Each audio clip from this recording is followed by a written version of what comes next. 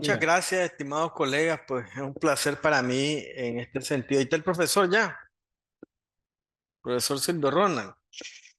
Es un placer para mí poder en este caso hacer esta exposición en compañía del profesor Silvio Ronald, que nos va a estar acompañando y que va a hacer intervenciones desde su punto de vista, desde la experiencia que ha tenido, que es muchísima, un bagaje importante sobre esto, acerca de el tema de el sector de la profesión contable, los riesgos inherentes y también cuáles son las responsabilidades como CPA, que desde su punto de vista y en el estudio de la normativa que él ha realizado, pues ha encontrado pues algunos conceptos interesantes que los va a compartir, ¿verdad? Entonces, la primera parte de este enfoque es presentar la evaluación sectorial de riesgo, que es prácticamente por un mandato de lo que tenemos como tarea el colegio para presentar a los profesionales de la contabilidad qué nivel de riesgo establece, ¿verdad?, en materia de prevención de lavado la profesión actualmente en Nicaragua. Y pues es un estudio que se ha hecho de una coordinación interinstitucional entre la unidad de análisis financieros y el colegio, ¿verdad?, donde se crean mesas de trabajo para exponer estos resultados y que al final pues tengan conocimiento el Consejo Nacional Antilavado, porque el objetivo fundamental de esto es la presentación de estos resultados ante el GAFI, posiblemente en la quinta ronda de evaluación de Nicaragua, que va a ser en el 2026. ¿Ah? Y entonces en ese proceso de análisis, de depuración de la metodología, pues han participado colegas, pues y el profesor Silvio Ronald ha estado, digamos, participando un poco en la observancia para hacer este tipo de que la metodología sea, eh, digamos, más sólida, ¿verdad? Y presentar los resultados de la profesión contable, que dicho sea de paso, pues en Latinoamérica no todos los países cuentan con una institución que regule la profesión contable y menos van a contar con un sistema, digamos, de gestión y de normalización de riesgo de su profesión. Entonces, voy a presentar parte de los resultados para que ustedes lo conozcan, ¿verdad? Y luego, pues, está este tema del conversatorio con el profesor Silvio Ronald. No sé si tiene algunas palabras de bienvenida, profesor. Sí, agradecerle a profesor Sócrates, al Colegio de Contadores Públicos de Nicaragua, que me da la oportunidad de compartir los conocimientos que he adquirido a través de la práctica y que en este tema de antilavado, pues es un tema importantísimo y que los CPA, sobre todo, debemos estar, como se dice popularmente, sobre la jugada porque en cualquier momento nos puede afectar y las regulaciones cada día son más exigentes. O sea, lo que hoy es, esta normativa tiene que ser modificada, seguramente va a ser modificada y va a tener mayores exigencias para nosotros los contadores públicos. Entonces es importante que esto que vamos a compartir, ¿verdad? Porque desde la perspectiva nuestra, o sea, yo trabajo para una red de una firma. En esa red, pues, hemos revisado esta normativa y hemos visto cómo podemos implementarla y la hemos implementado. Y van a ver que hay algunas actividades que aparecen en la normativa todavía que está vigente del CCPN, cómo se traslapan con aquellos que somos empleados de una firma o que somos representantes. Es interesante verlo, es interesante compartirlo, pero voy a darle chance al profesor que avance porque seguramente cuando me toque a mí voy a tomarme suficiente tiempo, pues, y entonces Sin podemos ningún avanzar, problema, profesor. profesor. Claro. Podemos avanzar, profesor. Muchas Bueno, gracias. no a usted, profesor. Este, aquí vamos a ver un poquito el tema de los antecedentes, ¿verdad? Siempre es importante ver de dónde vienen estas cosas. Nicaragua está en este sistema del GAFI desde el año 2012, ¿verdad? Nosotros hemos tenido 3 supervisiones. En las 2 primeras, pues no nos fue tan bien. Las 2 primeras quedamos en seguimiento intensificado, ¿verdad? Y en la de 2017, que precisamente es una de ellas, de quedamos en esa condición, El informe del GAFILAT, que se llama el informe de evaluación mutua, establecía en sus páginas en 97 lo siguiente: aún no se vinculan como sujetos obligados a los contadores independientes ni tienen una adecuada comprensión de los riesgos, ¿verdad? Eso es lo que decía el documento. Y la recomendación es, lo que el documento recomienda, que se cree un marco legal institucional para la regulación, el monitoreo, la fiscalización y la sanción de las actividades y profesiones financieras no designadas y las organizaciones sin fines de lucro, ¿no? Eso establecía el GAFI en prácticamente la tercera ronda de evaluación que hizo en Nicaragua, que terminó en el 2017, y luego vino la del 22, donde salimos de seguimiento intensificado, ¿no? En este documento, una vez que fue desmenuzado, incluso por la parte de la junta directiva del colegio, lo que se entendió es que existía una percepción, ¿verdad? Una percepción porque no se encontraban datos que indicaran que los contadores independientes, ¿verdad?, estuviesen exentos de participar en actividades ilícitas, ¿verdad?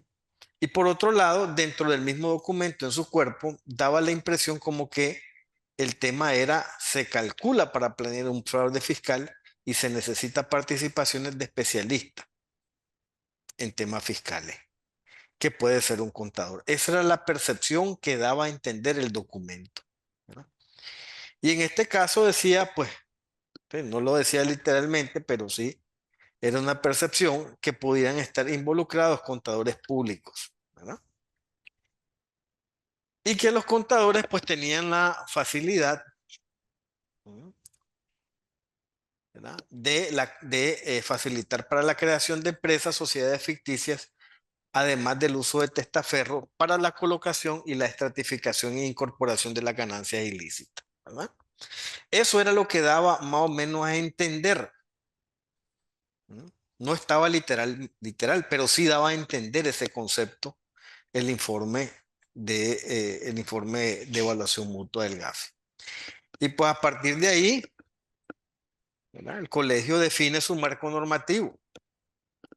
Y el marco normativo del colegio se centra en varias líneas de acción.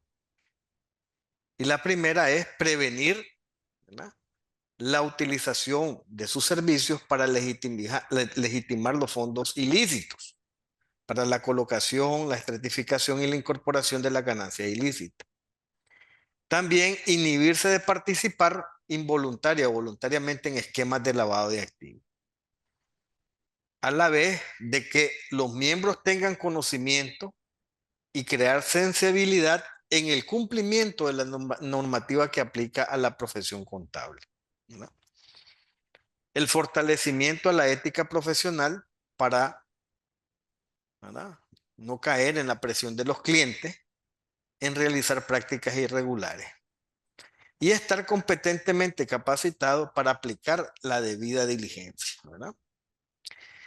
Y lo otro es que el conocimiento, la sensibilidad, el cumplimiento, el fortalecimiento de la ética y la capacitación iba a dar herramientas y mejores prácticas para detectar operaciones inusuales, ¿verdad?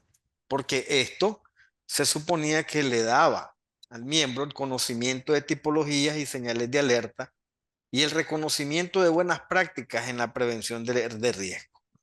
Entonces, el marco jurídico aprobado en el 19, reformado en el 2021, pues prácticamente ha tenido ese enfoque actual, ¿no? Los resultados han ido caminando y esta es la segunda evaluación sectorial de riesgo que se hace. Todas, digamos, todas las instituciones que están dentro del Consejo Nacional Antilavado tienen que hacerlo y actualizarlo cada 2 años. La primera vez lo hicimos, ¿verdad?, se hizo en el año 2021, se presentaron los resultados y evidentemente que no fue tan metodológico como este que tuvimos ahora. Fue con bastante premura y al final pues el nivel de riesgo que tuvimos fue bajo.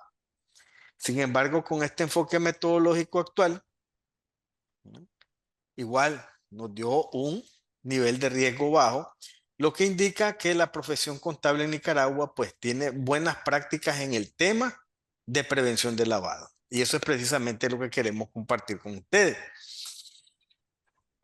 El colegio tiene estas 5 actividades que las hace como órgano autorregulador. La primera, importante, el registro de sus miembros, ¿verdad?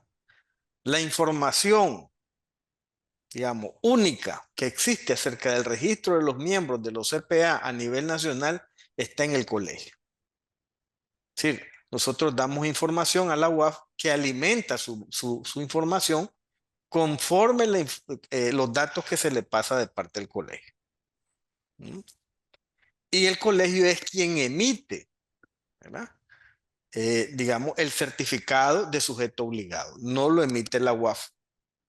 Entonces, el registro queda prácticamente en manos del colegio y el colegio tiene todas las condiciones que solicita para que un miembro sea, digamos, sea parte del colegio en materia de prevención de lavado, ¿verdad? Y tanto de primera vez como las veces continuas. La segunda parte es, bueno, una vez registrado, hay que capacitar. Entonces se llevan los procesos de inducción y de actualización acerca de esto, los marcos normativos, las tipologías, los riesgos inherentes y los riesgos emergentes y otros sinnúmeros de capacitaciones que son accesorias y que están relacionados con los delitos precedentes de lavado de activos. Y en la inducción, pues, hay un fortalecimiento de la capacitación y entramos al tema de la divulgación, que es precisamente uno de los resultados que estamos viendo ahorita. Una vez que se ha hecho, digamos, la evaluación sectorial de riesgo que se deriva de la evaluación nacional de riesgo, estamos obligados a divulgarlo y a presentar los resultados de esta divulgación ante el Consejo Nacional Antilavado. Y los otros 2 elementos importantes, la supervisión, que se ha empezado el 7º ciclo de supervisión, enfocado directamente a un tema de cumplimiento y que el profesor Silvio lo va, digamos, a detallar o explicar porque hay algunas cosas que no están en colores grises y hay que dejarlo bien definido, pues, ¿verdad? ¿A quiénes van a aplicar la supervisión y qué tipo de enfoque lleva la supervisión? Y en los hallazgos y las oportunidades, pues hay un tema sancionatorio, ¿verdad? Hay un tema sancionatorio en el que, digamos, se ha trabajado mucho más en el tema de la sensibilidad que en el tema sancionatorio, ¿no? Pero a medida que va avanzando esto, pues las cosas pueden irse a, como dice el profesor, lo que antes era, ahora no va a ser, pues entonces hay que estar alerta con estos cambios, porque en cualquier momento puede ser llegar una cita al tema de revisar qué aspectos de cumplimiento tiene como contador independiente, ¿no? Estas son las actividades que realiza el colegio. Y a partir de eso se deriva un tema importante, que, ¿verdad?, es la colaboración interinstitucional. El colegio es miembro de la mesa técnica de la subcomisión de regulación y supervisión, ¿verdad?, donde están prácticamente 11 instituciones, y evidentemente hay que presentar cada mes resultados sobre estos avances. Es decir, el programa en el colegio ha funcionado, pero necesitamos fortalecerlo, ¿verdad? Por ley tenemos una función de autorregulación que está también definida en los criterios del GAF. Esta función de autorregulación está definida en la ley 977, en la ley 1072. ¿Verdad? Y luego, también, de acuerdo a los datos estadísticos de sus registros y de sus miembros, se han realizado evaluaciones de riesgo, las cuales son relacionadas con la evaluación nacional de riesgo a nivel nacional. Y partiendo de eso, pues se establece un modelo de supervisión. Un modelo de supervisión que va dirigido a la membresía con el fin de encontrar, ¿verdad?, digamos, algunas oportunidades de mejora o completar, ¿sí?, procesos o programas que tengan los miembros para que tengan, digamos, o tengan mejores controles internos, como por ejemplo la debida diligencia y su reforzamiento, el conocimiento de su cliente, la calificación de riesgo que le van a dar a su cliente cuando les toque tomar un trabajo o aceptar un encargo, ¿verdad? Entonces, en ese sentido es que hemos trabajado en estos últimos, digamos, 2 o 3 años con el tema de la evaluación sectorial. Como les digo, no todos, digamos, en este aspecto uno de los retos fundamentales, y creo que al profesor le compartí en ese punto, es que no existe una evaluación sectorial modelo. Hemos encontrado algunos, digamos, esfuerzos hechos a nivel centroamericano. Hay que estar consciente de que muchas de las legislaciones a nivel centroamericano son de reciente origen, ¿verdad? Y entonces no han promovido el tema de la evaluación sectorial, pues aquí llevamos dos evaluaciones sectoriales y evidentemente pues que también participamos en la tercera ronda de evaluación del GAFI, en la cuarta, perdón, en el año 2022, y fueron colegas a presentar exactamente cuáles eran los resultados, ¿verdad? De este esfuerzo. Pues ahora toca la segunda evaluación y es muy posible que se vuelvan a presentar los resultados. E incluso se hacen invitaciones a miembros para que participen en una plenaria del GAFI, que no es a veces ni tan agradable, ¿verdad? Entonces entramos en materia. La evaluación sectorial de riesgo de la profesión contable, el colegio ha desarrollado una evaluación sectorial por lo menos metodológicamente aplicada a los requerimientos del GAFI. ¿Cuál es el objetivo? Identificar y mitigar los riesgos relacionados con el lavado de activos, ¿verdad? Y el financiamiento del terrorismo. Hay que hacer la salvedad de que la evaluación nacional de riesgo tuvo dos partes en este año o el año pasado que se actualizó. Lavado de activos, financiamiento del terrorismo. ¿Qué significa eso? Que la debida diligencia que antes hacían, digamos, los colegas contadores y que incluía el lavado de activos y el financiamiento al terrorismo, ahora tiene que tener dos componentes aparte. El componente de lavado y el componente del financiamiento al terrorismo, ¿verdad? Y esos son los complementos que tienen que incorporar en sus debidas diligencias, ¿verdad? Un tema importante en el que tenemos que reforzar. Nosotros tenemos prácticamente las actividades de profesiones financieras no designadas, incluyendo los colegas abogados, solo incluyen dentro del mismo paquete las medidas de debida diligencia para el lavado de activos. Pero hay que hacer esa división. Lavado de activos y financiamiento al terrorismo. Entonces, como les decía, esta evaluación sigue las directrices del GAFI y del GAFILAT, ¿verdad? Estableciendo un marco completo para la identificación, el análisis y la mitigación de los riesgos, ¿no? Entonces, un poco el marco conceptual para conocer lo que es una amenaza. La amenaza, según la determinante, es que es la falta o el delito que promete un mal futuro, un ilícito, un peligro inminente, surgido de un hecho que aún no ha sucedido, ¿verdad? Las amenazas normalmente son de carácter externo, ¿no?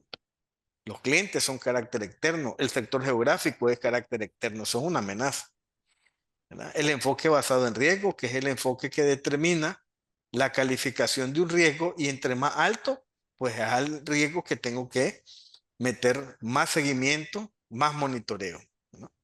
Y luego está el PLAFT, que es la prevención del lavado de activos y el financiamiento al terrorismo. Y una parte importante, ¿cómo se define el riesgo? Que es la probabilidad de materializar un evento negativo que afecte, ¿no?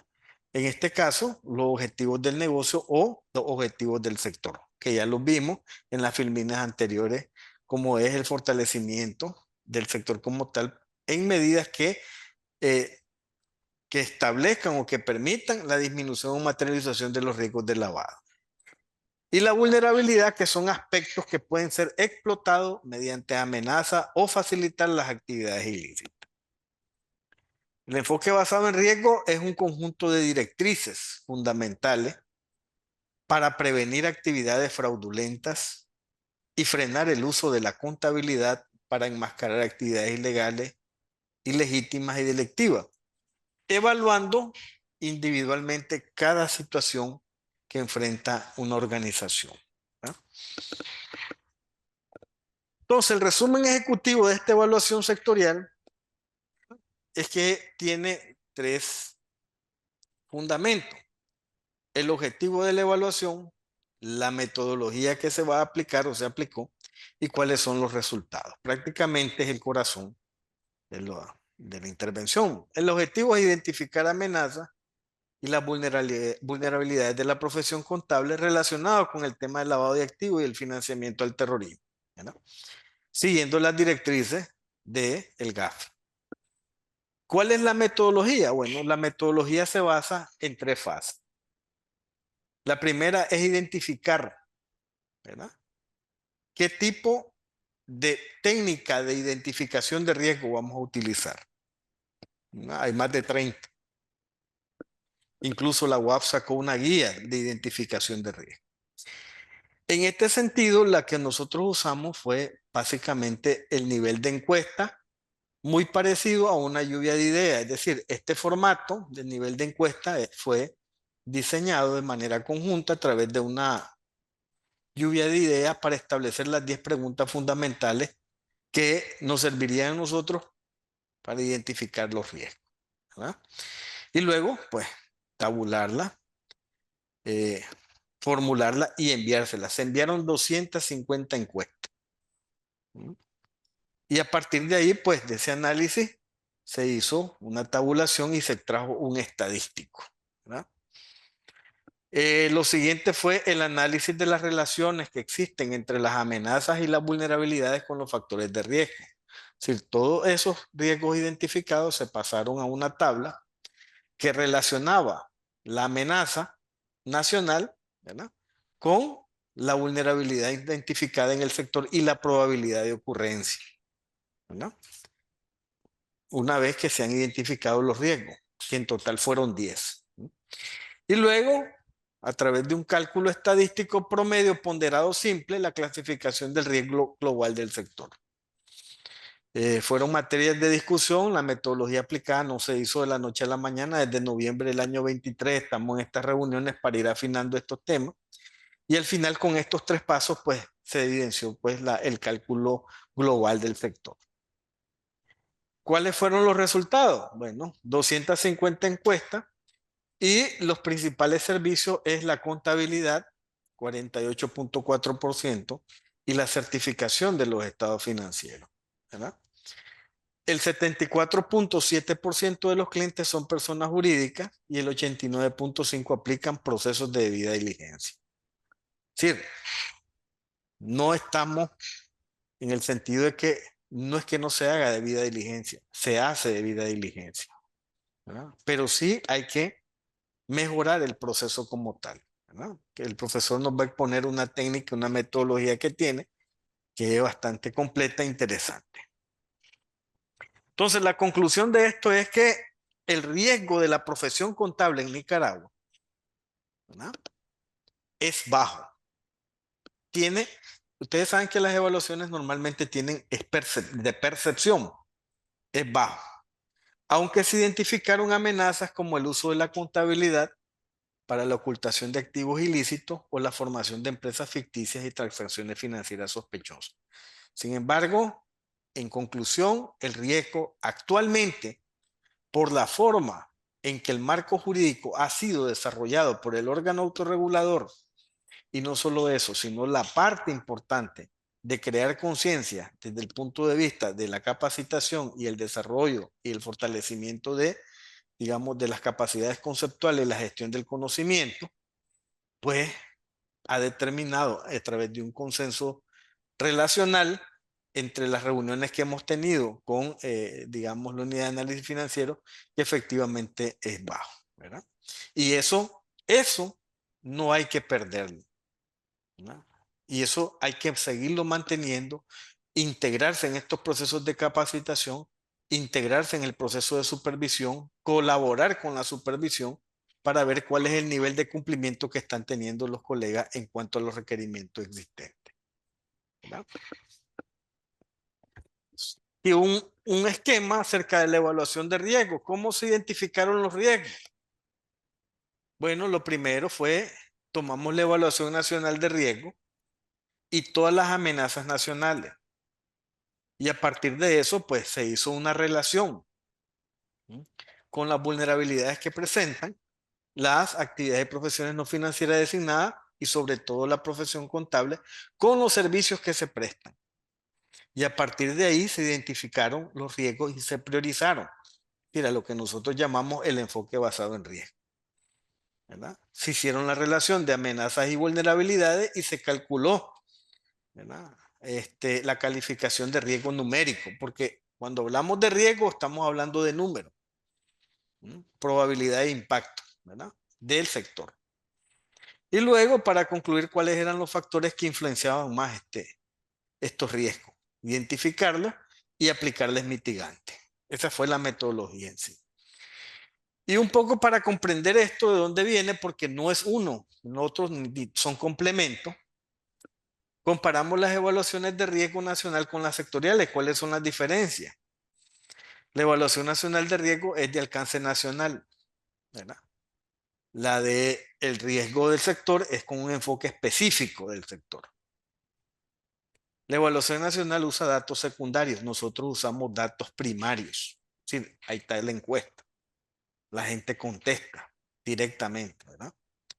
En el caso de la evaluación nacional, pues usa datos del Banco Central, del INIDE, de otras instituciones que no los hace directamente. En este caso aquí se hicieron directamente. Y eso tiene un nivel de error mucho menor, pues cuando se hizo la muestra, ¿verdad? Y el enfoque como tal, pues el nivel de confianza fue del 97%. ¿Verdad? Entonces le dio es decir, había peso dentro de la razonabilidad de las respuestas de las encuestas, ¿verdad? Luego, la relación nacional, amenaza y vulnerabilidad. Ahí estamos en el mismo sintonía. Se determina en la evaluación nacional los factores de riesgo general, los riesgos específicos del sector, y en los dos, pues se establecen las estrategias de mitigación general y aquí de manera específica. Esa es una de las diferencias para que se entienda de mejor manera esto, ¿verdad? Y luego, y luego, dentro de esto hicimos un match. Eh, Compartimos ahí una guía que establece el Consejo Federal de Contabilidad, que elaboró cuáles son, digamos, las características de la profesión contable y los trabajos que más se realizan. Y a partir de ahí, pues encontramos que en ambas fuentes, tanto en la guía de riesgo de la profesión contable y en la evaluación sectorial, se coincidía en que las actividades como es la gestión de fondos o de activos y la creación o la administración de entidades jurídicas y transacciones inmobiliarias son las más relevantes y potencialmente vulnerables en materia de prevención de lavado. Entonces, dentro de esto, pues, dentro de la evaluación sectorial, está el proceso, la revisión de todas las leyes y del digesto jurídico, leyes fundamentales, normas y resoluciones, y los reglamentos disciplinarios. Esto, en lo que es normas y resoluciones, desde el punto de vista interno, de lo que le pertenece al colegio, igual su régimen disciplinario. Y las fases, pues aquí la primera fue la revisión documental, la identificación, ya lo habíamos expuesto, de la evaluación nacional y sectoriales previas, ¿verdad? Más las recomendaciones del GAFI y el marco jurídico. Y establecimos, ¿verdad?, el tema de los 250 miembros, como les digo, a través de, digamos, una extracción aleatoria y haciendo el cálculo del nivel de confianza. La segunda parte es el análisis, que es la relación de las amenazas nacionales con la vulnerabilidad del sector. Aquí se vinculan las causas, los eventos de riesgo y los impactos que hay en la profesión. Y estos eventos se relacionan con los 4 factores de riesgo existentes en materia de lavado de activos, que son clientes, productos y servicios que se ofrecen, el canal de distribución, es decir, cómo yo llego a mi cliente, y la zona geográfica donde se opera, ¿verdad?, o donde se hace el trabajo o el encargo. Más algunos factores como son reputacionales, legales y normativos. Y esta fase pues estableció que la escala de determinar la probabilidad y el impacto fueran iguales, de 1 a 5 en los dos. Entonces daba una simetría en la matriz de riesgo, ¿verdad? Donde no habían resultados que quedaban fuera o que uno de los rangos fuera mayor que los otros. Un rango uniforme para todos. Rango inicial y final, la parte de la probabilidad y impacto, quedaban uniformemente calculadas, ¿verdad? Por esa parte, pues es una de las metodologías más efectivas, porque hay algunas, igual de evaluación sectorial, que ha sido muy cualitativa. ¿no? Y ahí no ha definido estos aspectos que son meramente específicos y que tienen soporte desde el punto de vista desde la extracción cualitativa y de percepción y también matemático. Y al final se determinaban las acciones, un resumen de riesgos con la calificación alto, medio y bajo, considerando que 5 eventos de riesgo de cualquier clasificación determinan el riesgo global de la profesión, ¿verdad? Y se establecieron las medidas mitigantes para cada riesgo identificado. Los resultados de la encuesta ya los habíamos dicho, el 48.4, los trabajos corresponden a contabilidad y el 26.3 a las certificaciones de estado financiero, ¿verdad? Y aquí en este punto me interesaba, por ejemplo, miren qué importante. Se consultaba, ¿ustedes hacen debida diligencia a sus clientes? Casi el 90% dijo sí. Tienen sus matices particulares, ¿verdad? Pero hacen debida diligencia, tienen una política de aceptación de clientes. Sí, los miembros actualmente, ¿verdad? No se arriesgan a tomar pedidos o encargos en los cuales no logren conocer a sus clientes. Y eso es un tema importante porque ha creado sensibilidad dentro de los colegios, ¿verdad? Y lo podemos ir confirmando a través de qué? Lo confirmamos a través de el tema como estamos en el proceso de evaluación y supervisión, vemos que aunque tal vez no está como la norma en el colegio lo establece, pero sí establece una identificación inicial del cliente, el conocimiento como tal, e incluso si ven que la estructura como tal de este cliente es muy compleja, a veces prefieren no tomar el trabajo. Y eso es algo importante, ¿verdad? Y lo otro que también disminuye el impacto es que casi no se atiende a personas expuestas políticamente. De sus clientes, normalmente el 98% no son PEP. Es una parte mínima. Y eso también, digamos, tiene su nivel de impacto en la calificación global del sector, que lo determina como de riesgo bajo, ¿verdad? Luego, evidentemente que las medidas mitigantes importantes son estos procesos de capacitación interna, ¿verdad? Actualmente el colegio desarrolla planes de inducción, planes de actualización, conferencias gratuitas sobre el lavado de activos. Esto es una conferencia importante que en un momento de supervisión seguramente van a pedir el registro de digamos, ha comprendido el enfoque sectorial o la evaluación sectorial de riesgo. Va a venir dentro de los ítems, ¿verdad? Y evidentemente no solo el que tenga el registro, sino también el nivel de comprensión. Entonces, se ha trabajado en este tema y en el caso de lavado de activos, pues eh, posteriormente se va a definir la acreditación al menos de 40 horas establecidas para la renovación del quinquenio. En el 2024 se capacitaron 3.155 miembros en 24 temas, ¿verdad? Con respecto a la meta del plan, había un 140. Ahorita llevamos prácticamente con esta conferencia, nos acercamos a los 1.000 capacitados en estos primeros 6 meses del año, ¿verdad? Con 7 temas. Y también, pues, hicimos un convenio con el Gafilat y ese convenio con el Gafilat, pues, nos ayudó mucho porque se capacitaron 331 miembros en los temas, por ejemplo, las 40 recomendaciones del GAFI, en lo que es la autoevaluación de riesgo, en los activos virtuales, las amenazas regionales y las personas expuestas políticamente. Y a partir de ahí, pues, hubo un enfoque temático, capacitaciones que se centran en la debida diligencia del conocimiento del cliente, con el énfasis en la actualización sobre las responsabilidades del CPA en materia de prevención, ¿verdad? Y las conclusiones y clasificación de riesgo. Bueno, de acuerdo a esta misma metodología que está entrelazada con la evaluación nacional de riesgo, si una institución o sea un sector presenta más de 20 vulnerabilidades, ¿verdad? Se considera un sector de alto riesgo, de muy alto riesgo. Si tiene 17 a 20 vulnerabilidades que son descritas a través de todo este proceso metodológico, encuestas, lluvias de ideas, etcétera, entonces se considera de riesgo alto. Riesgo moderado de 11 a 16 y riesgo bajo de 2 a 10 vulnerabilidades.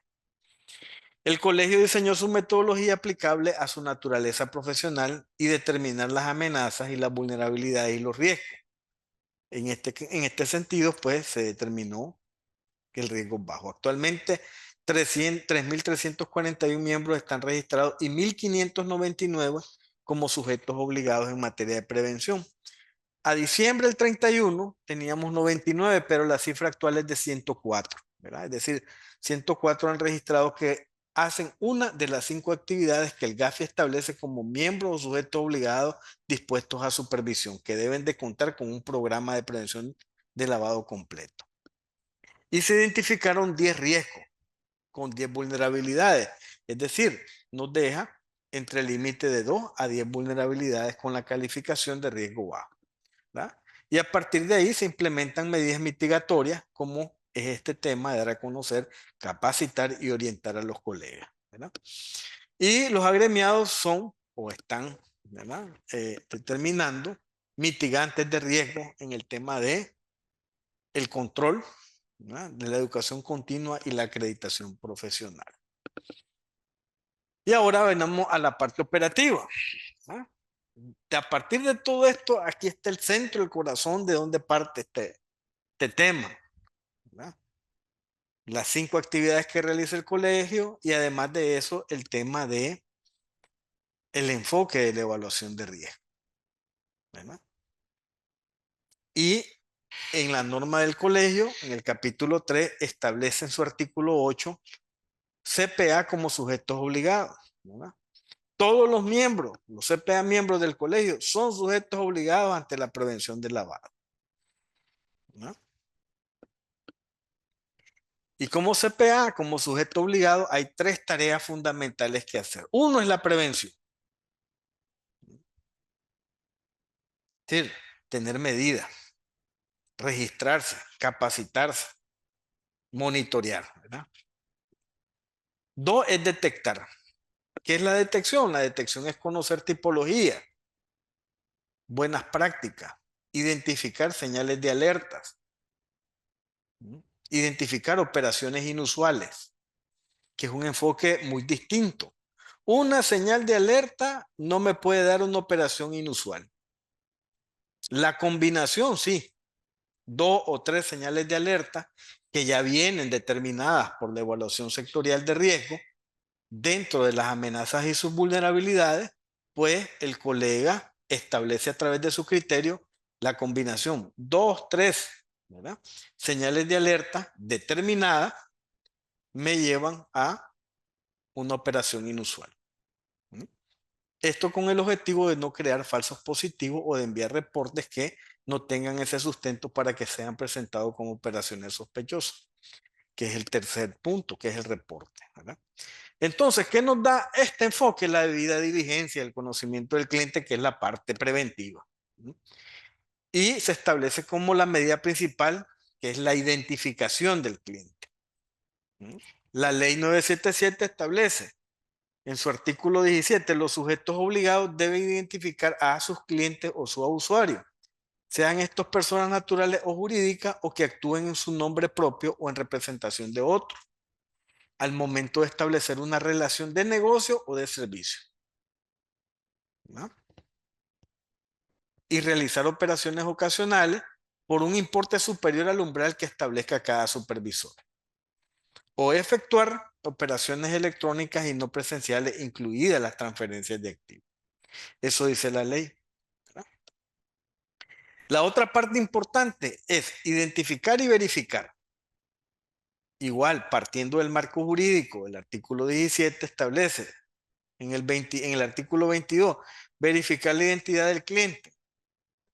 Los sujetos obligados, ¿verdad?, que se establecen en la relación de negocio o de servicio, se realizan operaciones para clientes ocasionales. Sin perjuicio de lo anterior, pueden verificar con posterioridad siempre que la verificación se haga en un plazo de 10 días contados desde que se inicie la relación o el servicio y el sujeto obligado haya completado o comprobado que los riesgos de lavado de activos y financiamiento del terrorismo estén bajo control y esto sea necesario para no interrumpir la conducción normal del negocio o del servicio, ¿verdad? Entonces, en consonancia con eso, ¿qué tenemos? Artículo 12 de la norma del colegio, los documentos de identidad de los clientes. Los CPA están obligados a identificar a todos sus clientes a través de los documentos que a continuación se indiquen, los cuales se deben de archivar una copia.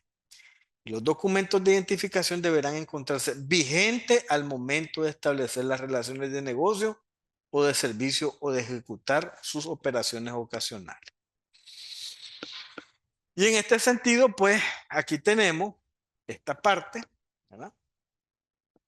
Que es lo que establece la norma, ¿verdad? En el tema del programa de prevención y la clasificación que tiene, ¿verdad? En este sentido, pues la parte importante que era la presentación de los resultados y a la siguiente fase, esencial, importante, que es la forma en cómo vamos a llevar los procesos de supervisión a través de lo que está establecido en la normativa y las futuras reformas que se vengan, pues es como vamos a abordar este tema con el profesor Silvio. Entonces, para, digamos, concluir la parte de lo que es la revisión de la profesión contable, lo que tenemos es que se ha actualizado la evaluación sectorial de riesgo, se han identificado 10 riesgos y 10 vulnerabilidades, se han aplicado las mitigantes de riesgo y la calificación ha sido de nivel bajo. Está listo para presentarse ante cualquier ronda del GAFI los resultados que están contenidos en él. La siguiente parte es el aspecto de la consolidación de la debida diligencia como parte fundamental del proceso de revisión de los riesgos intrínsecos de la profesión contable, y en esa parte el aspecto, digamos, el aspecto de revisión y de aporte, pues queda en manos del profesor Silvio Rona, ¿no? Y aquí pues a la ayuda de cualquier cosa, profesor.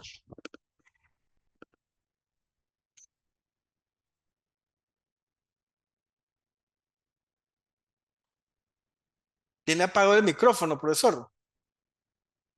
Ok, disculpen. Falta de práctica. Ok, el tema era de que yo trabajo para una red y lo primero que nos encontramos cuando salió esta normativa fue analizarla si aplicaba a las personas jurídicas o si era los CPA que estábamos en la firma. Ok, llegamos a la conclusión después de revisar lo que era a los CPA, las personas naturales que estaban en la firma, pero luego vimos un problema todavía que nos venía encima.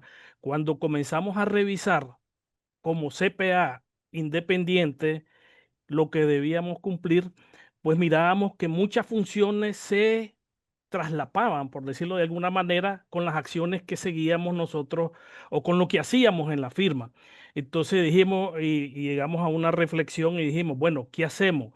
Yo como CPA, todos los que suscribimos informe en esta firma, decíamos, bueno, habemos 4 que suscribimos informe. Esos CPA somos los sujetos obligados. Ajá, y estos CPA, 4 sujetos obligados, ¿hacemos alguna de las 5 operaciones?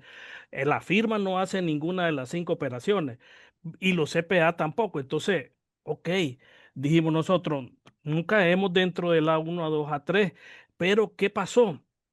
Luego nos encontramos que él está revisando otros temas de la misma normativa. Vimos que, creo que es el 8 inciso, no recuerdo el inciso que dice que tenemos que estar alerta, tenemos que tener señales de alerta y dijimos, ¿y cómo vamos a tener señales de alerta de manera individual si trabajamos para una red? Creo que es el 8 inciso. Sí, creo que aquí lo tengo, profesor. Aquí ya le digo el 8. Porque ya habíamos llegado a la conclusión que ninguno de los que firmábamos informe realizaba ninguna de las 5 actividades, ni la firma como tal a la cual le presta, Aquí está, en la profesor. cual, sí, en la cual nosotros prestamos servicio, ¿verdad? Somos como empleados o ya bien como contratados. Ninguno de los que firmamos informes mirábamos que realizábamos ninguna de las 5 actividades y la firma no realiza ninguna de estas 5 actividades. Pero cuando llegamos aquí y nos encontramos, dice el inciso 6 del 8B, que es para que aplica al resto de CPA, dice monitorear y analizar señales de alerta LA FP, FT y o delitos precedentes de lavado de activos en sus clientes y demás contrapartes. Y dijimos, ¿y cómo hacemos esto de manera individual si nosotros somos empleados?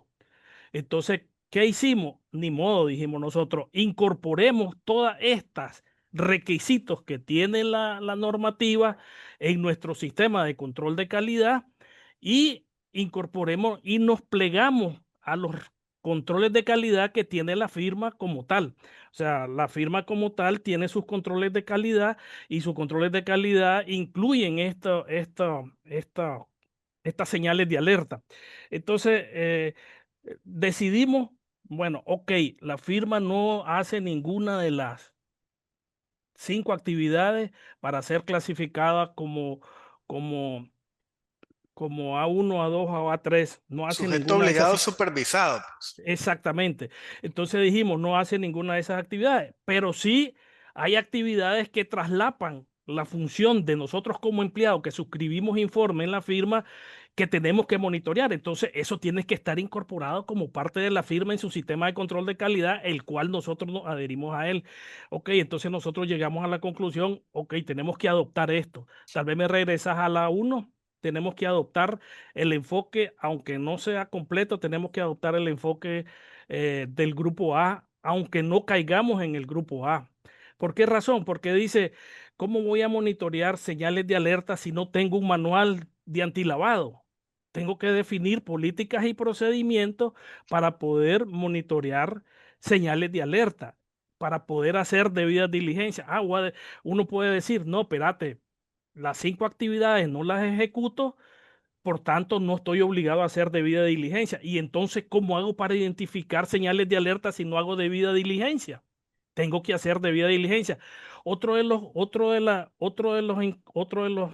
encontronazos que nos encontrábamos con la norma y que mirábamos inconsistencia y que dijimos, no, mejor adoptemos el enfoque más agresivo o el enfoque mayor, de mayor exigencia para que cumplamos, fue de que decíamos, espérate, en las firmas que tienen redes y varias personas firman, no solo uno es responsable. Hay 4 personas, por decir algo, el representante legal no es es el que menos cartera maneja, por decir algo. Manejan más cartera los otros socios a veces porque el representante legal se dedica a tareas administrativas y ve alguna cartera. Entonces, ¿qué sucede? Dijimos, ok, aquí hay que ir al enfoque, aunque sea voluntario, para aplicar adoptar la metodología, aunque sea de manera parcial, de lo que requiere el grupo A. Por ejemplo, nosotros tenemos un manual de medidas de control interno que lo incorporamos como parte de nuestro sistema de control de calidad. Si ustedes se fijan, el primer requisito del grupo A1, A2 y A3 es contar con un manual de medidas y procedimientos de control interno. Lo que hicimos fue incorporarlo como parte de nuestro sistema de control de calidad. Yo voy a intentar proyectar a ver si, Sí, voy a dejar de compartir aquí, pues. ok, para ver cómo salvamos esto.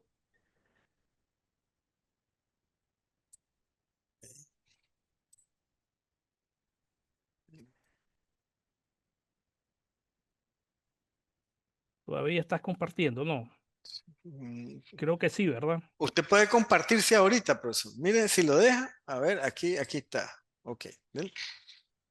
No sé si me está dejando compartir. Sí, ahí estamos, creo que sí. Ok, ustedes saben que el sistema de control de calidad el sistema de control de calidad, de acuerdo con la norma relacionada, tiene 8 componentes. Entonces dijimos, ¿en qué componente incorporamos esto? De principio lo incorporamos en el procedimiento, en el capítulo 3, que está relacionado con CB. Sí, sí. Ok, ustedes saben que el sistema de control de calidad de toda firma o de todo CPA más bien, porque el que ejerce en la práctica pública debe tener un sistema de control de calidad que contenga los 8 que contenga los 8 componentes, como es el proceso de evaluación de riesgo, gobernanza, requisitos éticos, aceptación y continuación de relaciones con clientes y compromisos, desempeño del compromiso, recursos, información y comunicación y monitoreo y remediación. Ok, dijimos, nosotros tenemos nuestro sistema de control de calidad. Lo que publicó el colegio, lo que vamos a ver es qué brechas tenemos nosotros, porque ya hay procedimientos relacionados con antilavado, qué brechas tenemos con lo que publicó el colegio en su enfoque más exigente. Y lo que hicimos, ok, vamos a agregarlo en el capítulo 3. Sin embargo, también tiene los procedimientos o la normativa que dictó el colegio, también tiene este, actividades o procedimientos que son parte del capítulo 8, monitoreo de remediación. También tiene actividades y procedimientos políticas y procedimientos que son parte de aceptación y continuación de las relaciones con el cliente, que es el capítulo 4. Entonces dijimos, no, hay que insertarlo en cada uno de los capítulos pertinentes, la normativa del colegio, pero la más exigente en este caso, porque no vamos a poder monitorear señales de alerta si no incorporamos todo esto nosotros en nuestro sistema de control de calidad. Y los que suscribimos informes no vamos a tener respaldo de cómo cuando venga el profesor Sócrates a supervisar a mí como CPA independiente o a los otros que firman informes en nuestra firma, no vamos a tener soporte para decirle, sí, yo lo hago como parte de ser empleado de la firma, lo hace la firma y yo lo determino en los compromisos o en los encargos que a mí se me asignan. Entonces, nosotros llegamos a la conclusión y agregamos lo que requiere el colegio, lo agregamos en él. Vamos a ver si se ve.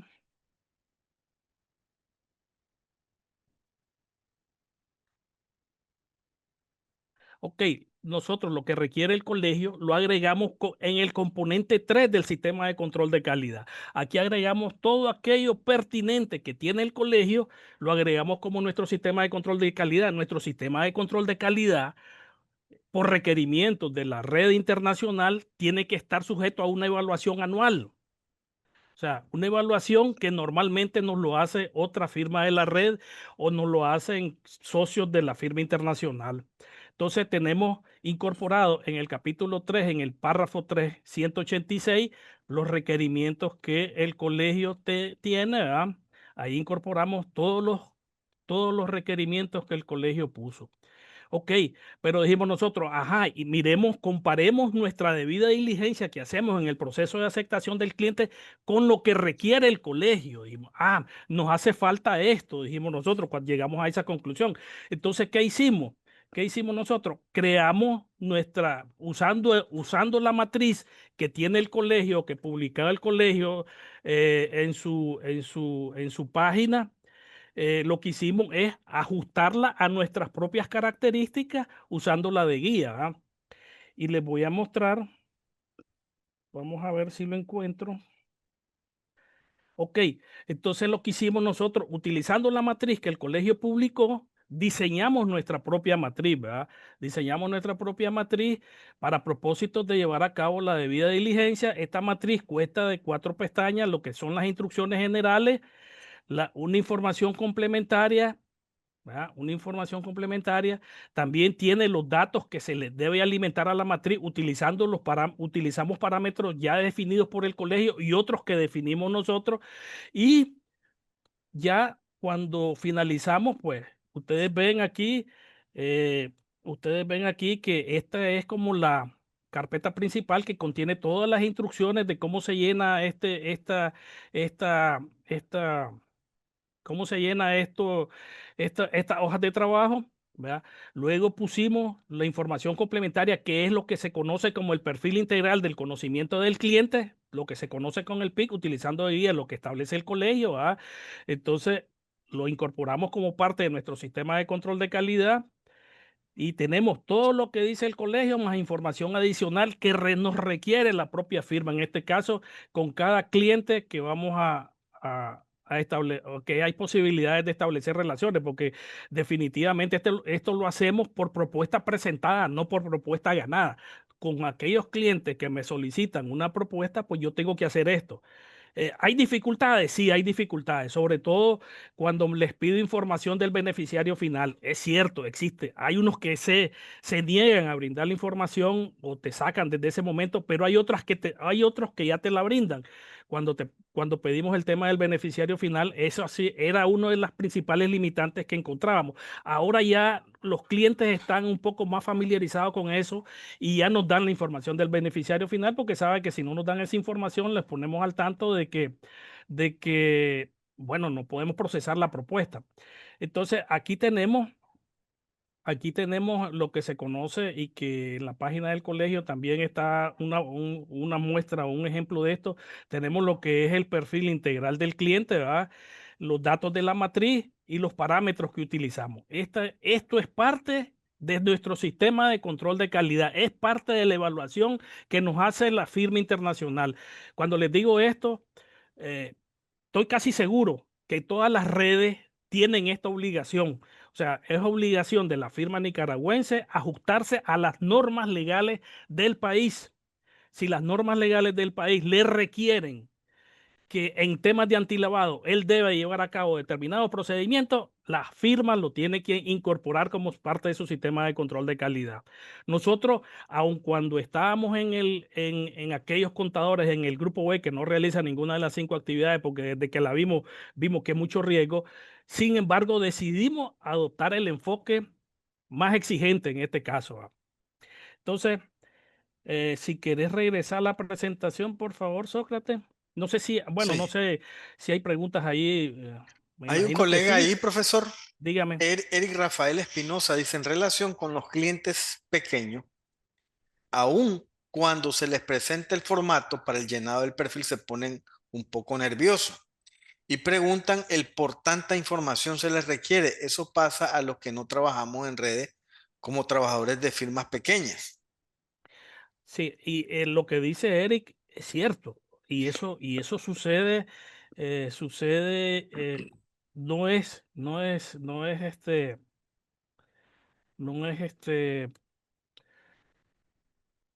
es casualidad. No solo a las firmas pequeñas le dicen eso, a nosotros también nos piden eso y nos argumentan eso. Nosotros simplemente le decimos que tenemos que cumplir con la ley y eso es lo que la ley exige en estos casos para nosotros. Eso es lo que nosotros le decimos. Yo sé que en estos casos, aún las firmas pequeñas no puedan tal vez tener el mismo nivel de convencimiento o de poder para poder exigirle esto que tal vez nosotros, pero nosotros lo que le decimos esto y hasta le enseñamos la normativa, mira, aquí dice que me debe de dar esta información. Yo estoy cumpliendo con la ley, si no cumplo con la ley, pues yo soy sujeto de sanción, sujeto a ser sancionado, ¿verdad? Eso es lo que nosotros le decimos en estos casos, ¿ah? No sé si había otros o avanzo. Ok, no, No, solo no puede mencionar los formatos exigibles. Bueno, están en la página del colegio, pero si no, lo vamos a mandar con el material de la presentación para que ustedes lo puedan utilizar, ¿verdad? No sí. hay problema, ¿no? Perfecto, perfecto. Nosotros Hermo- utilizamos lo que tiene el colegio y desarrollamos el nuestro propio, por supuesto, pues, pero utilizamos de guía lo del colegio. Eh, ok. ¿Quiere que le presente, profesor, Sí, la por norma favor. o la... O la presentación para guiarme con ella. Ok, ahí se puede ver ahí. Todavía no. Y ahora, nada. No, ahorita no. Sí se ve, o sea, está Ya se presentando el ve. profesor Sócrates ahorita. Se ve lo que está presentando. Sí, ¿Será que yo no lo veo bien o no lo estoy, voy dice a CPA dejar, grupo A1, CPA grupo A2, CPA grupo A3. pues vamos a ver cómo hago para dejar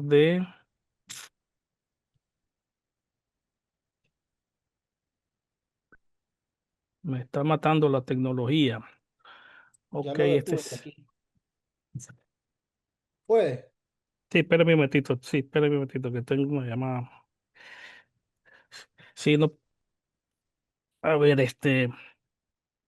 no, fíjate que no puedo entrar. Ahora sí ya lo tengo, ahora sí ya lo tengo. Perfecto. Entonces, eso es lo que exige al grupo A1, lo primero, y esto aplica para todos los contadores, todos los CPA, sean A1, sean A2, sean A3, sean B, deben tener un manual, aunque no lo diga el inciso o el 8 inciso B, creo que es.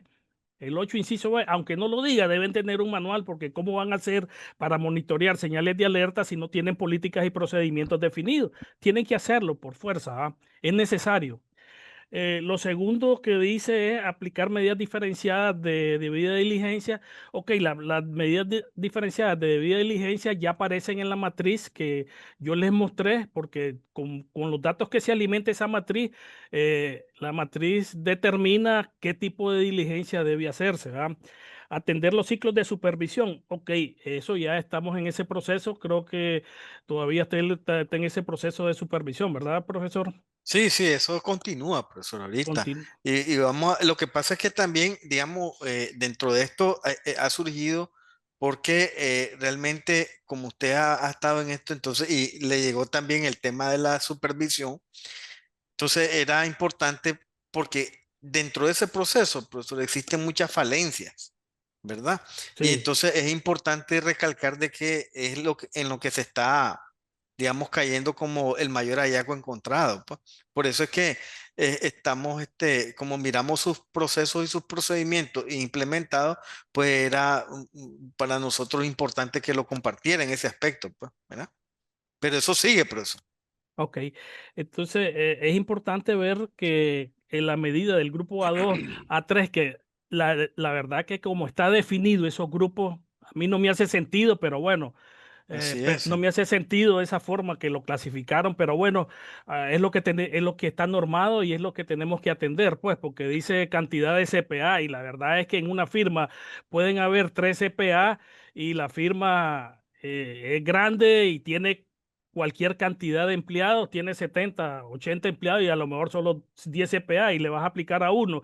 No hace sentido porque a lo mejor las transacciones en las que se encuentra involucrado es mayor. Entonces es un poquito complicado porque no me hace sentido esa clasificación, porque si ustedes se fijan, la medida que diligencia para la firma A3, que son aquellos con más de 10 CPA, sí, así es, ¿verdad? Sí, Ok, entonces dice que debe hacer una evaluación anual. Perfecto, hay que hacer una evaluación anual. Lo que sucede es lo siguiente, esta evaluación anual, como nosotros lo integramos como parte del sistema de control de calidad, el sistema de control de calidad se tiene que evaluar anualmente. Lo que estamos valorando es si sacar un reporte separado para todo el sistema o si sacar un reporte independiente. Por ejemplo, los reguladores, en este caso, nos pide el reporte total, no nos pide el reporte separado. Entonces, es un tema que deberá abordarse en la siguiente normativa, pues, porque la evaluación anual la hacemos del sistema de control de calidad, se hace anual y se hace por otra firma de la red. Dice otro tema que llama la atención y que, y que, y que seguramente va a ser objeto de revisión, es que creo auditar por un experto independiente, dice. Y aquí se genera un problema porque estás hablando de personas jurídicas que operan, ya sea como sociedades anónimas o como sociedades de personas comerciales, ¿verdad? Pero el tema es que aquí vas a generar un problema, porque ¿quién te va a hacer esa revisión? La revisión entre pares es complicada. O sea, yo que le haga la revisión a otra firma de otras y firmas de Nicaragua es complicada. Que contrate a un experto separado también es complicado porque normalmente no conocen los procesos de calidad que tiene la firma. Entonces, ahí va a haber un problema. Y lo segundo es que dice, hablan de una auditoría como que fuera una auditoría de una auditoría de estado financiero. La verdad es que esta no es una auditoría de estado financiero. Esta es una auditoría de las políticas y procedimientos que tienen en materia de antilavado y que forman parte del sistema de control de calidad de la firma. Entonces, eso tendrá que ser revisado porque dice que cada 2 años, o sea, los que tienen más de 10 CPA, deberían hacerlo cada 10 años. Pero el tema es lo siguiente, ningún contador, si yo soy empleado de una firma, yo no tengo 10 CPA. La firma, la persona jurídica es la que tiene 10 CPA, pero como el colegio solo puede normar a los CPA, nunca va a caer en el alcance de esto. Ese es el tema, ¿entendés? Porque a menos que exista una persona como persona natural que tenga 10 CPA como empleado. Esa sería la única opción en la que podría caer. Nosotros lo hemos adoptado porque es el enfoque más exigente, pero yo como tal, yo no tengo empleados. Yo soy un empleado de una persona jurídica y los otros 10 CPA son empleados de esa persona jurídica. Entonces, estas personas no tienen más de 10 empleados. La que tiene los empleados es la persona jurídica. Entonces, aquí hay un problemita con la normativa que no aplica a personas jurídicas, pero sí a personas naturales, pero que traslapa con el tema de los que trabajamos en firmas en firmas que son personas jurídicas y que no son personas naturales en este caso, ¿verdad? Entonces, bueno, por ese lado aquí lo tenemos, ¿verdad? Ese era lo que tenía que comentarles aquí en la autoevaluación anual. Hay otros, ¿cómo monitoreamos el tema de las señales de alerta? Y fíjense en lo siguiente, por lo menos en la red que yo estoy y llega un muchacho a trabajar en la oficina por primera vez. Él tiene por obligación 30 días después que estar, por obligación de la red, que estar recibiendo una capacitación de inducción. En esta capacitación de inducción, una de las cosas primeras que se le enseña, además de las aplicaciones contables que se utilizan, los software, es el sistema de control de calidad. Y dentro del sistema de control de calidad se le explica y se le enseña los temas relacionados con antilavado. ¿Por qué razón? Porque aunque él no sea CPA, él va a estar involucrado en trabajo, va a estar involucrado en auditoría financiera como asistente y si no conoce las señales de alerta que podría encontrar y que debería informar a su superior, al oficial de cumplimiento o al socio director, él no va a saber. Entonces se le explica cuáles son las señales de alerta y que él esté atento en su proceso de revisión de una auditoría de estado financiero, ¿va? Entonces ahí se vuelve el tema interesante porque lo captamos desde el inicio. Luego, cuando se va a iniciar un trabajo, nuestra mayor carga son auditoría financiera. Cuando se va a iniciar un trabajo, siempre hay una reunión de inicio con el equipo. Y en la reunión de equipo del equipo se le debe decir, además de los riesgos generales que debe estar pendiente en los trabajos, los objetivos del trabajo, el personal clave, una serie de información que se le tiene que dar al equipo y que se le dan los más capacitados, debe decirse cuáles son las señales de alerta que él debe tener presente y debe considerar en el transcurso del trabajo. Y al final del trabajo, si no surgió nada, normalmente también el equipo del compromiso debe llenar como una representación donde él dijo que no encontraron ninguna señal de alerta de eso. Obviamente, en el proceso de aceptación de clientes es que nosotros hemos identificado situaciones en las que nos hemos tenido que salir de compromiso. Aunque hayan querido contratar con nosotros, nos hemos tenido que salir de compromiso, no hemos aceptado el compromiso por temas particulares, ¿verdad? Identificados en este proceso. Pero es importante cómo se mezcla esto, porque uno dice, no, en la auditoría financiera no aplica, y cómo identifico señales de alerta si no aplica, pues. Entonces, es un tema de que nosotros lo que hicimos es adoptar, como les decía yo, el enfoque más exigente que en el futuro estoy seguro que eso va a suceder. O sea, ahorita con la normativa, las personas jurídicas no están bajo el alcance, por lo menos del colegio, como regulados del colegio, el CPA sí, pero en el futuro las personas jurídicas que son contadores, firmas de contadores públicos, en el futuro van a estar sujetos a eso, ¿va? Este, ahí dice, bueno, ok. Ok, no sé si puedes avanzar o si tenemos algún tema adicional que comentar o algo que crees que sea importante comentarlos, profesor. Solo está la parte de, hay un tema también, profesor, ahí en el tema de las notas interpretativas del GAFI en la recomendación 23, que también se las recomiendo a los colegas con el tema de lo que son el reporte de la operación inusual, cuando están bajo contrato, ¿verdad? Sí, Entonces, hay que leerlo porque ahí hay algo importante, pues, que está determinado efectivamente para la forma en que tienen que establecer sus procedimientos, ¿verdad? Ok. Vamos a ver si también dentro del material podemos incluir las 40 recomendaciones que están actualizadas a diciembre del 2024, ¿verdad? Que es con la que van a evaluar esta quinta ronda, pues, a todos los países, ¿no? Y evidentemente que nosotros tenemos que en ese enfoque tener ese aspecto, pues, incorporado en el marco jurídico, ¿no? Así es.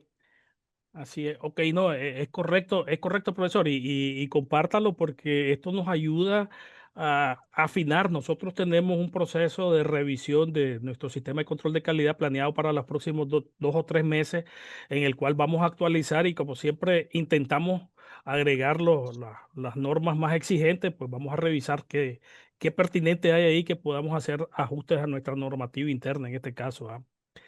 Este, ahí hay una pregunta de ¿dónde puedo conseguir esa matriz? En general, o es diferente los parámetros. Ok, esa matriz usted la comparte, ¿verdad, profesor? Sí, está en el colegio, pero también se los vamos a enviar con el material completo ahí, profesor, ¿verdad? Es una matriz de identificación, ¿verdad? Que está de la siguiente manera. Es decir, esto es mejorable todo, ¿verdad? Los cambios ustedes pueden determinarlo, ¿verdad?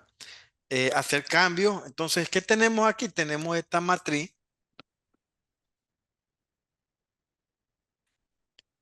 debida diligencia. Tenemos el formato que está en la página del colegio, que es un formato guía de acuerdo a todo lo que está establecido en la norma, ¿verdad? Del colegio. Aquí están todos los parámetros. Estos parámetros ustedes pueden hacerle modificaciones y agregar, por ejemplo, en la tabla 1 de ese tipo de persona, natural o jurídica, con una asignación de riesgo de 25 bajo, 50 medio y 100 alto. Así con ese nivel de calificación. La categoría, esto como usted dice, profesor, hay que mejorarlo, porque cuando se hizo en el momento, ¿verdad?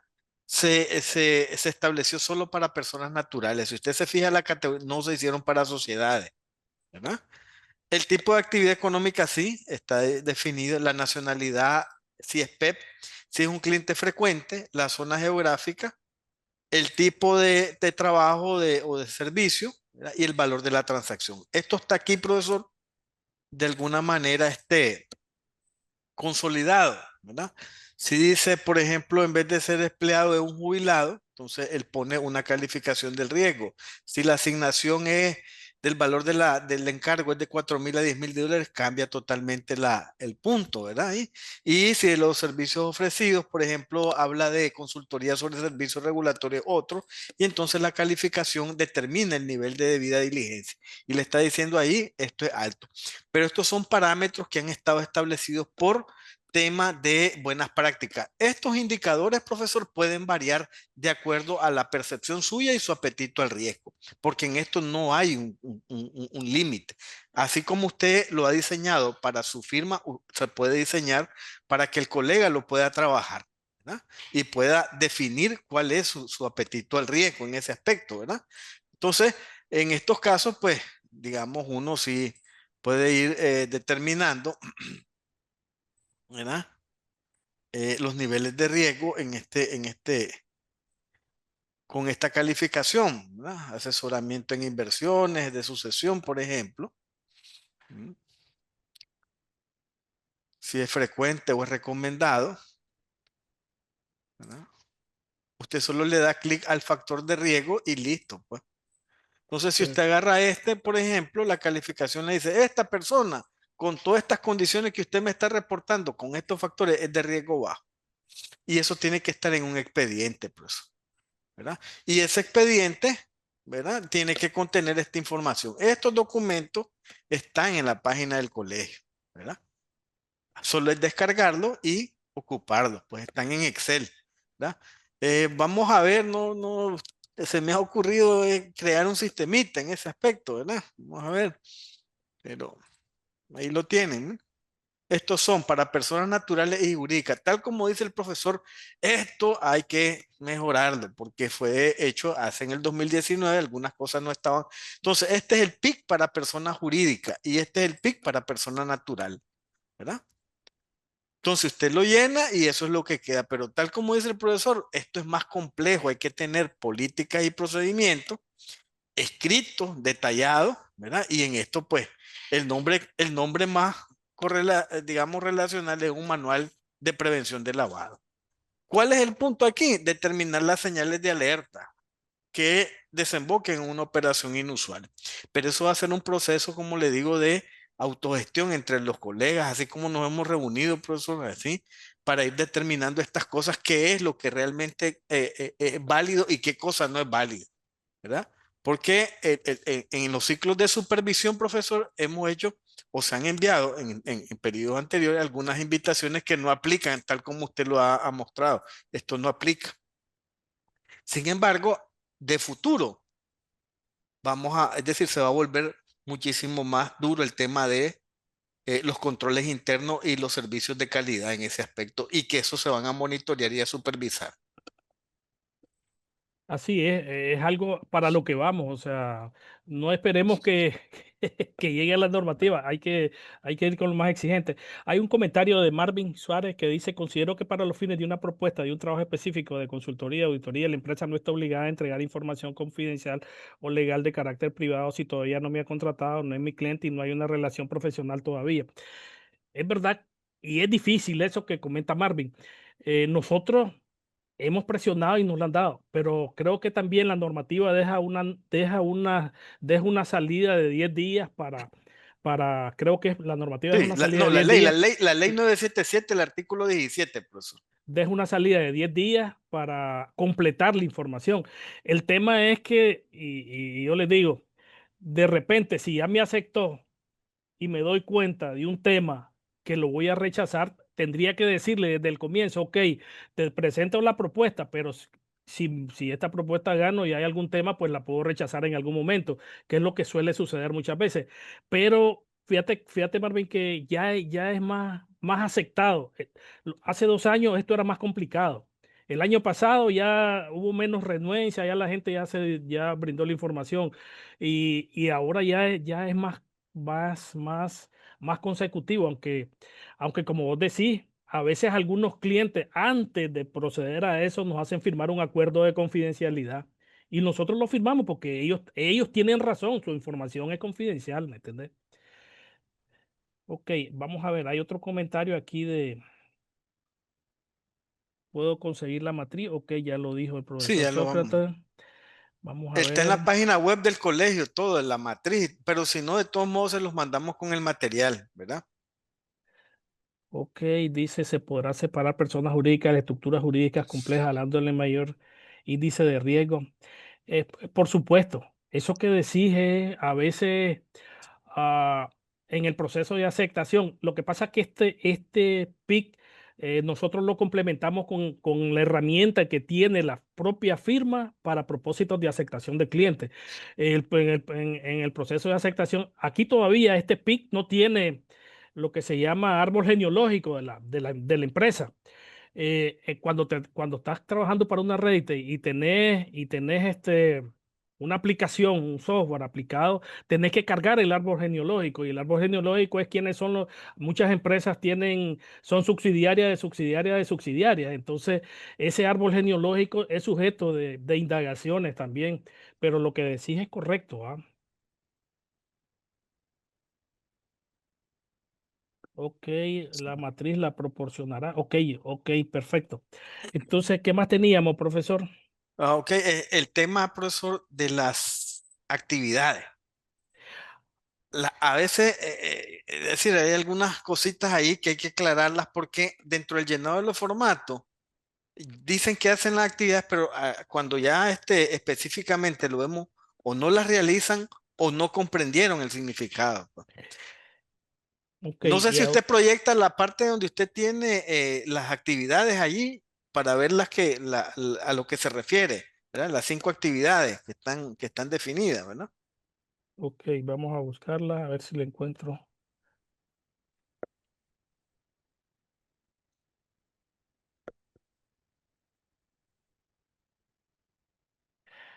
Vamos a ver, voy a proyectar a ver si no tengo problema. Ok, ok, me avisas si se ve.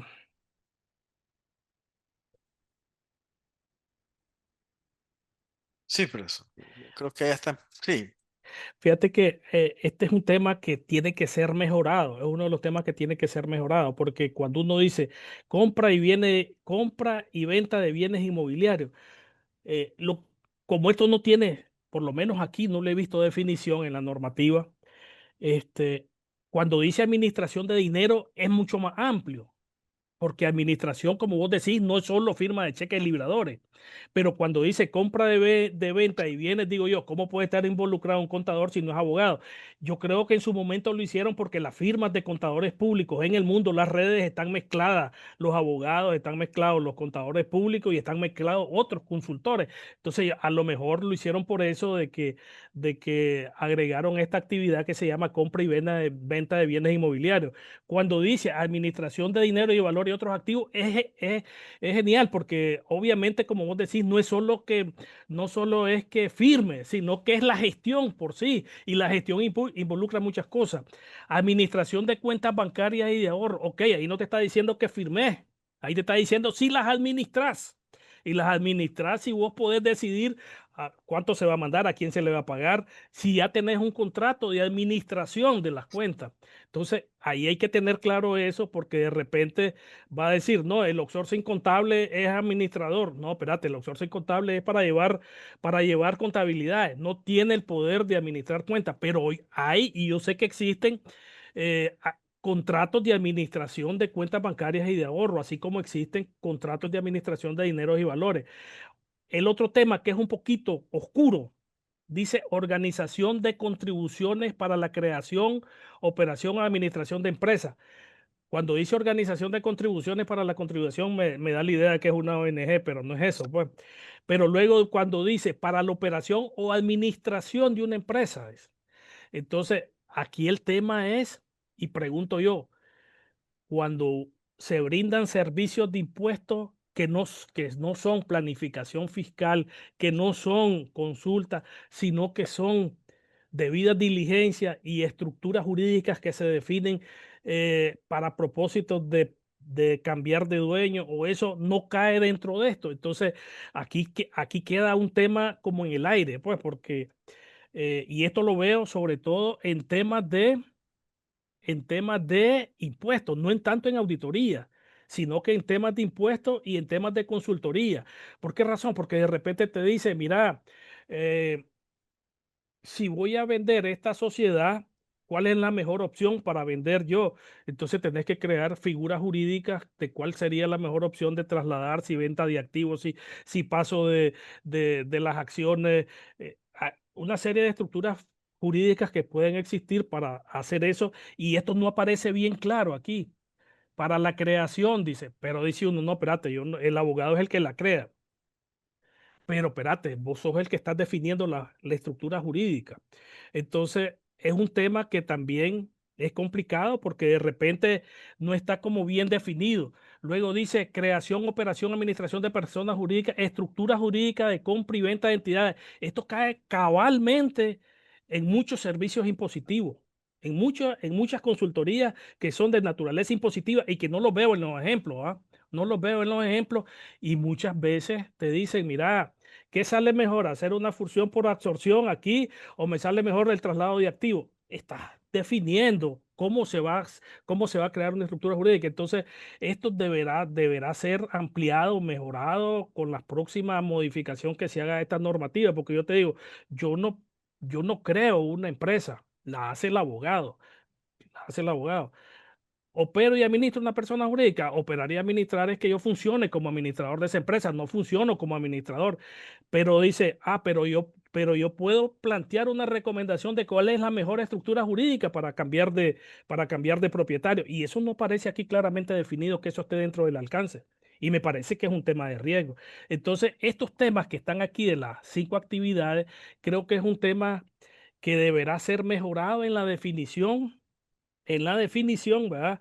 ¿Qué compete eso? Porque las firmas de contadores públicos, las redes, sobre todo las grandes, no son, ustedes ven redes que ofrecen servicios legales, o sea, que tienen un abogado que ofrece servicios legales. Ven redes que ofrecen servicios de impuestos, ven redes que ofrecen de servicios de recursos humanos. Entonces, la contabilidad ya, las firmas de auditoría, impuestos y consultoría, ya su ámbito de aplicación ha crecido. Por ejemplo, hay servicios que te dice el cliente, evalúame esta empresa, pues. Y eso no aparece, ese es un servicio de consultoría, no aparece aquí.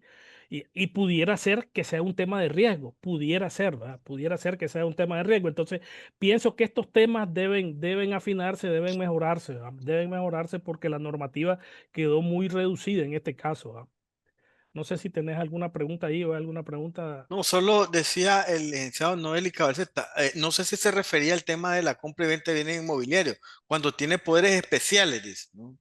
Sí, es verdad, puede ser que a mí me den poder de representación para yo comprar y vender en nombre de una empresa. Puede ser en ese caso que caiga. ¿Ah? Aunque si estoy comprando y me dan un poder de representación, estoy actuando por cuenta de. Obviamente pudiera ser, ¿verdad? Pudiera ser, pero me parece que es solo que se dedique a eso.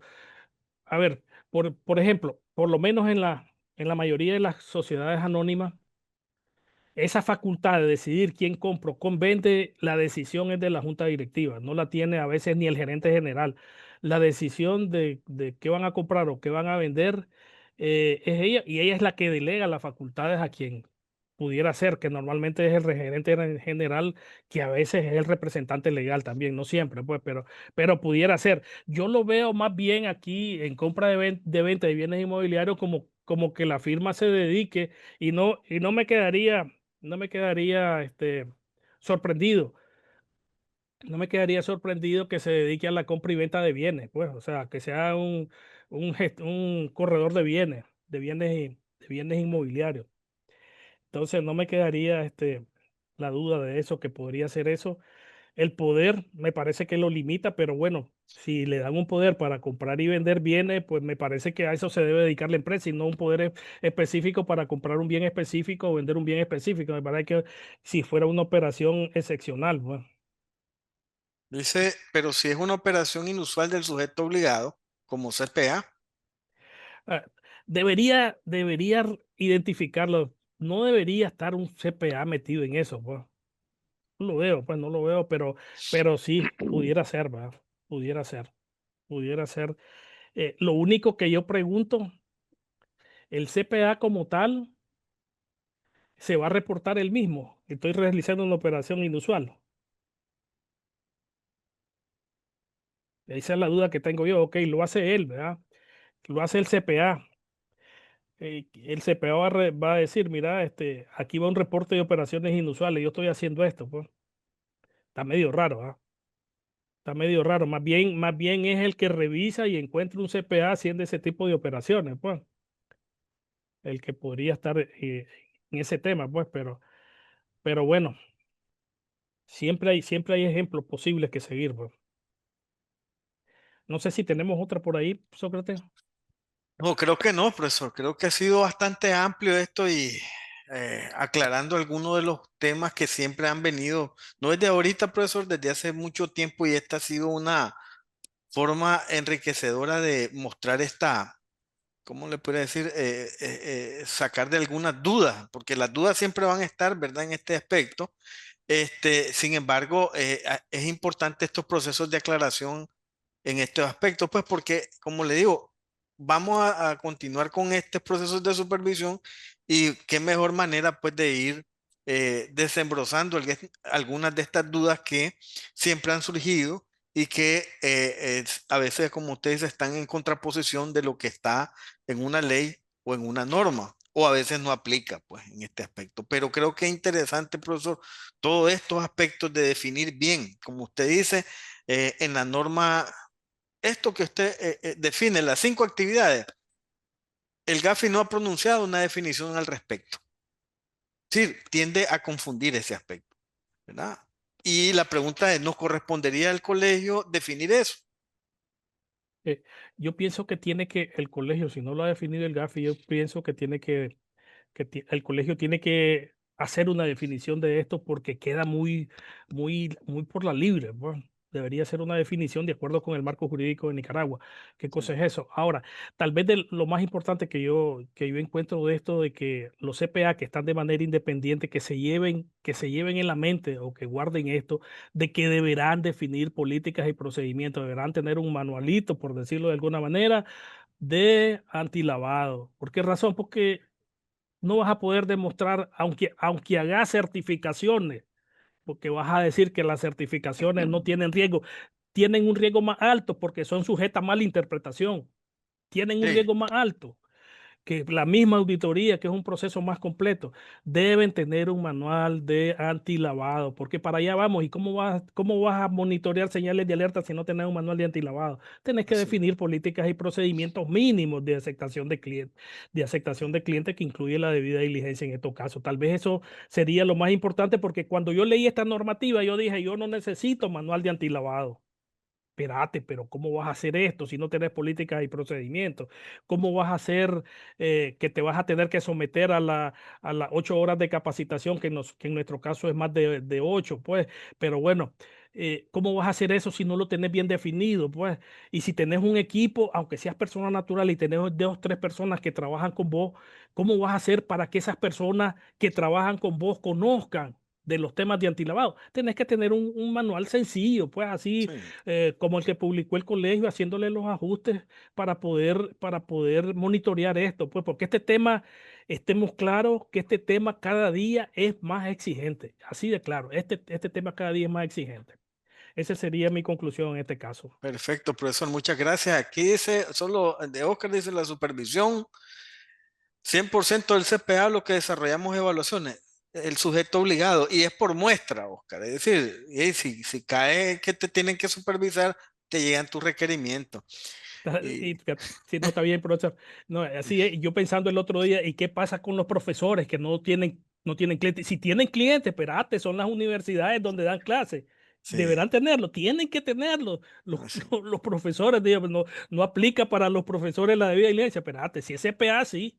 Si es así CPA, sí, es, sí, porque el sí, CPA es CPA, pues. correcto, profesor. Bueno, en nombre del colegio, profesor, y el mío propio, agradezco siempre todo ese bagaje de conocimiento que usted nos imparte. Vamos a estar, digamos, revisando estos puntos y para cualquier cosa ahí en futuras presentaciones lo tenemos siempre en cuenta, profesor. Muchísimas gracias, yo. No, no, a ustedes. Siempre es un gusto poder compartir conocimiento. Y la experiencia que uno tiene siempre es un gusto. Pues muchísimas gracias y seguimos en contacto. Bueno, Muchas gracias, profesor. Estamos ahí viéndonos. dale, pues, ok. Vamos a ver cómo salgo de esto.